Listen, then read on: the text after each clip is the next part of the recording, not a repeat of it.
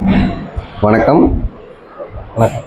இன்னைக்கு என்னோட தம்பி மனதில் ரொம்ப நாளாக ஒரு சில விஷயங்கள்லாம் கேள்வி கேட்கணும் இருந்துச்சு. அதை பற்றி ஒரு சின்ன டிஸ்கஷன் இந்த வீடியோவில் பார்க்கலாம். இப்போ டிவிகே டிஎம்கே இந்த ஆட்சியோட இப்போ ஒரு 10-12 நாள் ஆயிடுச்சு. இந்த ஆட்சியில் நடந்துட்டு இருக்கிறத வச்சு நீங்கள் என்ன நினைக்கிறீங்க? உங்களோட கருத்து என்ன?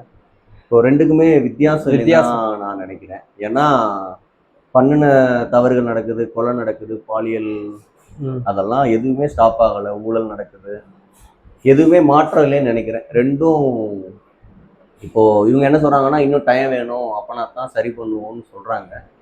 அதையும் கொடுக்கலாம். பட்டு இந்த கொடுக்குற டயத்துல பல பிரச்சனைகள் நடக்கிறத வந்து எப்படி ஷார்ட் அவுட் பண்ணலான்னு சொல்லிட்டு ஒரு சிறப்பு படை ஏதாவது ஒரு அமைச்சு பண்ணாங்கன்னா நல்லா இருக்கும். அதாவது மாற்றம் வேணும்னு தான் இந்த கட்சியவே கொண்டு வந்தாங்க. என்ன மாற்றம்? இதில் என்ன இவங்களோட புதுசாக கொண்டு வந்த சட்டத்திட்டங்கள் தான் என்ன? சட்டத்திட்டங்கள் புதுசா எதுவுமே கொண்டு வரல. நீங்க நம்ம கேள்விப்படுற மாதிரி ஸ்டிக்கர் ஓட்டுறாங்க. மகளிருக்கு இப்போ பாதுகாப்புக்காக இப்போ ஒரு சிறப்பு படை அமைச்சிருக்கிறதா சொல்றாங்க. இது திமுக பீரியட்லயே அமைக்கப்பட்டதுன்னு சொல்றாங்க. ஸோ ஸ்டிக்கர் ஓட்டுற மாதிரி தான் இங்கேயும் மாற்றி போயிட்டு இருக்கு. ஆட்சி எதுவும் மாறல, ஆள் மட்டும்தான் மாற்றம், வேற எதுவுமே இல்லை. வேற எதுவுமே மாற்றம். இப்போ முதலமைச்சர் சீட்ல வந்து முன்னாடி வந்து ஸ்டாலின் இருந்தாரு, இப்போ விஜய் இருக்காரு. அது மட்டும்தான் மாற்றமே தவிர வேற எந்த மாற்றமும் இல்லை. பெரிய மாற்றமா இப்ப எதுவும் வரல. டாஸ்மார்க் நடக்கிற ஊழல் நடந்துகிட்டு தான் இருக்கு. எதையுமே சீர் பண்ண முடியல. இப்போ பாத்தீங்கன்னா மின்சாரத்துல வந்து ரொம்ப பெரும் பிரச்சனையில சென்னையில ஒரு ஏரியா ரொம்ப சங்கடப்படுறாங்க. இப்ப கோயம்புத்தூர்ல பாத்தீங்கன்னா ஒரு சிறுமி பாலியல் வழக்கு, திருச்சியில பாத்தீங்கன்னா தவறான மருத்துவ ரிலேட்டடா பார்த்து ஒரு பெண்மணி இறப்பு. இந்த மாதிரி ஒவ்வொரு நாளும் நியூஸை தொட்டாலே ஏதாவது ஒரு சீரியஸான நியூஸ் போயிட்டே இருக்கு. எதிர்ப்புகளும் ஆயிக்கிட்டு இருக்கு.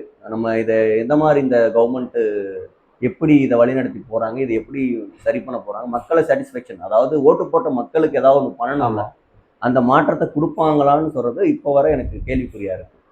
இப்போ விஜய் அவரு இதுக்கு அதாவது இந்த இப்போ ஓட்டிங்க்கு முன்னாடி வெளியில வந்து நிறைய பேசினாங்க, அடிக்கடி வந்து பேசினாங்க, செஞ்சாங்க. சவுண்ட், அவங்களோட சவுண்ட் எல்லாமே வந்துட்டு ரொம்ப ஹெவியா இருந்துச்சு. கண்டிப்பா.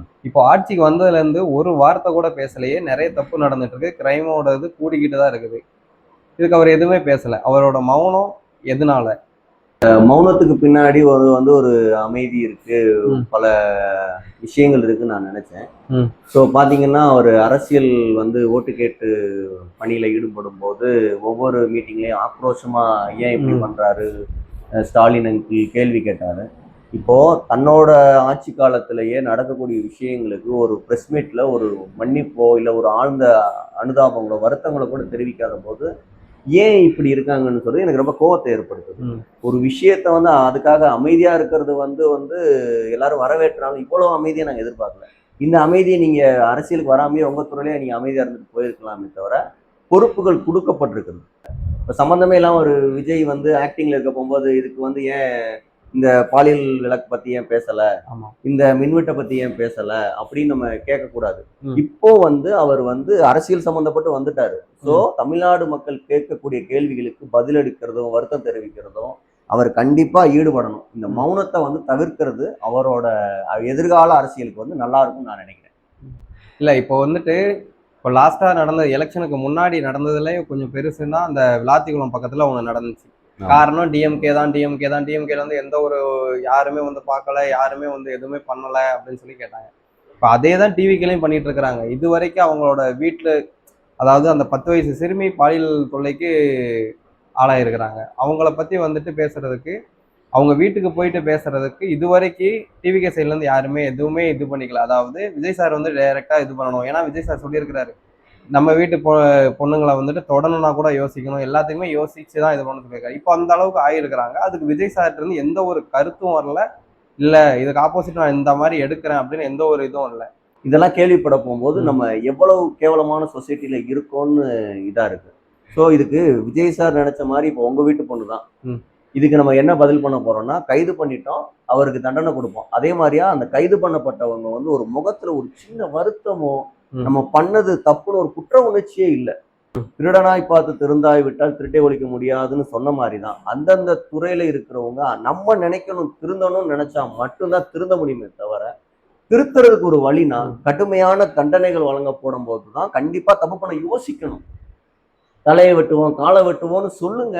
ம். மாவு கட்டு மட்டும் வலிக்கு விழுந்தாருன்னு போடுறதுக்கு பதிலா அந்த மாதிரி ஒரு சட்டத்திட்டங்களை ஏற்படுத்துங்களேன். இதை வந்து நான் சொல்றதை விட நம்ம 2 பேரும் சொல்றதை விட மகளிர் வந்து ரொம்ப மௌனம் காக்குறாங்கன்னு நினைக்கிறேன். ஒரு ஜல்லிக்கட்டுக்கு வந்து பாத்தீங்கன்னா ஒரு ஒரு எவ்வளவு பெரிய ஆர்ப்பாட்டம் பண்ணி ஒரு விஷயத்த இல்லைன்னு சொன்ன விஷயத்த வாங்கிட்டாங்கல்ல தமிழனின் பெருமையை. இந்த மகளிருக்கு ஏற்படக்கூடிய விஷயத்த மகளிர்கள் ஒன்றுபட்டு பேசலாம். நான் இதுவரை சோசியல் மீடியால பார்த்தவரை அந்த கிறிஸ்டியல் பாலியல் வழக்கு கூட நிறைய இன்ஸ்டாகிராமர் வந்து மேல் தான் ரொம்ப அதை வலியுறுத்துறாங்க தவிர, நான் ஒரு ஃபீமேல் கண்டென்டர் ஒரு 2-3 இது தான் நான் பார்த்தனே தவிர அதிகமா பார்க்கவே இல்லை. ஸோ தங்களோட பாதுகாப்பு அவங்க சொல்ல போகும்போது தான் அதோட பெயின் வலியெல்லாம் மக்களுக்கு புரியும். நான் சொல்றது வந்து அவ்வளவு புரிதலா இருக்காது. ஒரு பெண் வந்து அதை பத்தி சொல்லும் போதுதான் அதை பத்தி இன்னும் ஸ்ட்ராங்கா இருக்கும்.